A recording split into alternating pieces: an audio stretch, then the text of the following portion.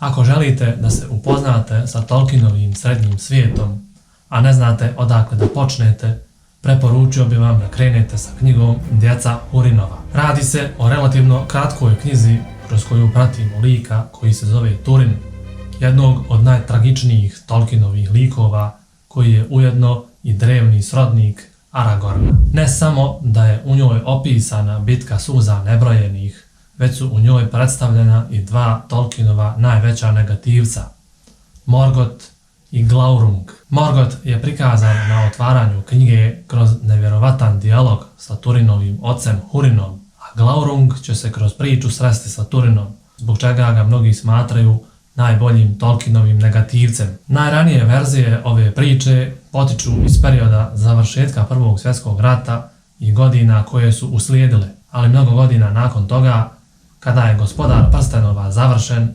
Tolkien ju je iznova napisao i u mnogome uvećao njenu složenost, motivaciju i likove. Ona je postala dominantna priča njegovog kasnijeg rada na Srednjoj zemlji, ali nije stigao da je dovede do konačnog i završnog oblika. Zbog toga je njegov sin, Christopher Tolkien, nastojao da u ovoj knjizi, nakon dugog proučavanja rukopisa, sastavi cjelovito pripovjedanje bez ikakvog uredničkog dodavanja.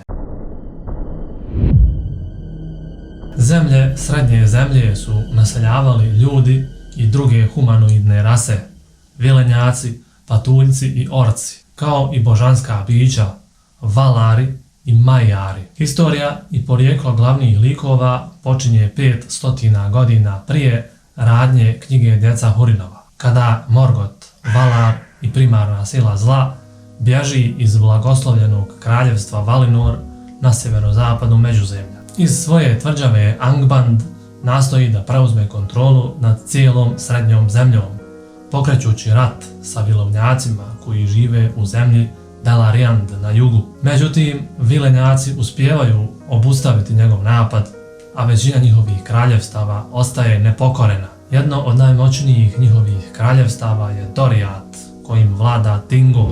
Osim toga, nakon nekog vremena, noldorski vilenjaci napuštaju Valinor i progone Morgotha u Međuzemlju kako bi mu se osvetili. Zajedno sa Sindarima iz Belerianda, oni nastavljaju sa opsadom Angbanda i uspostavljaju nova uporišta i carstva u Srednjoj zemlji, uključujući Hithlum, kojim vlada Fingorn, Nargothrond, kojim vlada Finrod i Gondolin, kojim vlada Turgon. Prolaze 3 stoljeća, tokom kojih se prvi ljudi pojavljuju u Beleriandu. Oni su nazvani Edaini, potomci onih ljudi koji su se pobunili protiv vladavine Morgothovih sluga i otputovali na zapad. Većina vilenjaka ih pozdravlja i daju im feude širom Belerianda. Pa tako kuća Beor vlada zemljom Ladros, narod Haleta se povlači u šumu Bretil, a Dor Lomin je dodijeljen kući Hador. Međutim, na kraju Morgoth uspijeva razbiti opsadu Angbanda,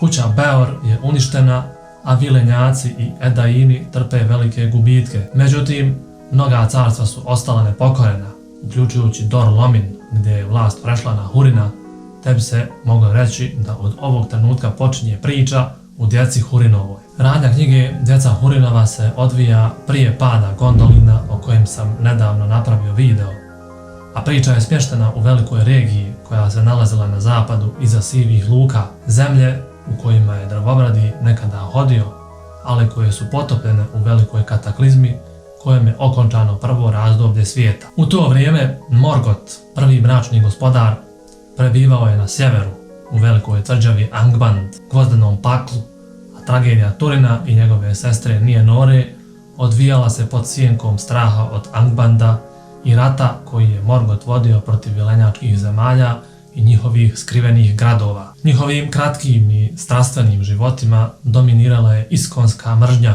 koju je Morgoth gajio prema njima kao djeci Hurina, čovjeka koji se usudio da mu prkosi i da mu se ruga u lice. Protiv njih je poslao svog najstrašnijeg slugu, Glaurunga, moćnog duha u obliku ogromnog beskrilnog plamenog zmaja. U ovoj priči o surovom osvajanju i bjekstvu, šumskim skrovištima i potjerama, o otporu uprkos sve manjoj nadi, mračni gospodar i zmaj prikazani su izuzetno životno i jasno. Zloban i podrugljiv, Glaurung manipuliše sudbinama Turina i Nienore pomoću đavolski lukavih i prepredenih laži i ispunjava Morgotovu klijetvu. S obzirom na sve navedeno, može se reći da teme koje se istražuju u ovoj priči uključuju zlo, slobodnu volju i predodređenje, a također i herojstvo i hrabrost. Pretpostavlja se da Turinov karakter nije oblikovan samo Morgotovim prokletstvom, već je i on sam dijelom odgovoran za svoje postupke. Prokletstvo ne može u potpunosti kontrolirati njegovu slobodnu volju, a Turin pokazuje osobine poput arogancije, ponosa i želje za čašću, koje na kraju uzrokuju propast njegovih saveznika i porodice. Dakle, ovo je tragična priča koja označava početak kraja za doba vilenjačkih kraljevstava i ljudi, ali i mnogo preciznije za jednog čovjeka i njegovu porodicu. Odvažan i žestok čovjek koji je prkosno stajao pred velikim zlom i bio slomljen pod punom težinom njegove zlobe zbog svoje drskosti. Ova priča se dobro uklapa u Tolkienovo viđenje dugog poraza koji preovladava kroz većinu njegovih priča u Međuzemlju. Spor, neizbježan marš iz jednog doba u drugo u kojem stvari nisu tako lijepe ili veličanstvene kao prošle. Borba protiv neizbježnog kraja koji se sprema svima. Ono što nam Tolkien ovdje pokazuje je to da svaka borba ne mora imati sretan kraj. Ne zaslužuje svaki heroj svoje slavno, sretno do kraja života, što ćemo imati prilike vidjeti u ovoj knjizi, kao i u knjizi Pad Gondolina. Bilo bi to sve za ovaj video. Hvala vam na pažnji i želim vam ugodan dan.